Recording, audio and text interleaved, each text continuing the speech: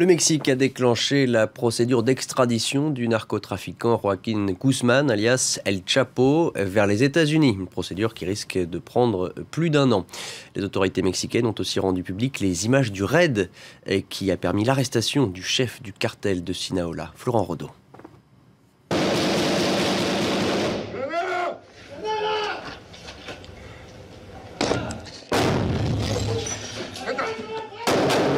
Voici l'assaut qui a permis la capture de Joaquín Guzmán, l'ennemi numéro 1 du pays.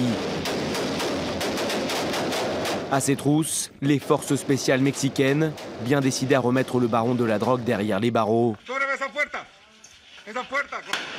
Les tirs sont nourris. Au cours de l'assaut, un marine est blessé.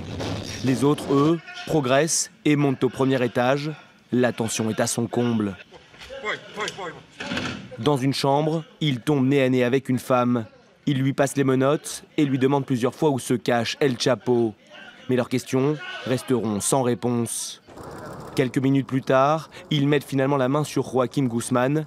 Leur périlleuse mission est une réussite. Se pose désormais la question de son extradition vers les États-Unis. Les autorités mexicaines ont enclenché la procédure, mais elle pourrait prendre 1 an au bas mot. Le gouvernement craint du coup une nouvelle évasion du narcotrafiquant après celle spectaculaire du 12 juillet dernier de sa cellule de la prison d'Altiplano. Le système carcéral mexicain, et particulièrement celui d'Altiplano, n'a été ni réformé, ni restructuré, ni renforcé. Le système est toujours défaillant et un criminel de la stature d'El Chapo peut s'échapper. Il l'a déjà fait 2 fois, il peut le refaire. Aux États-Unis, le trafiquant de drogue mexicain est inculpé dans plusieurs villes, dont New York et Chicago.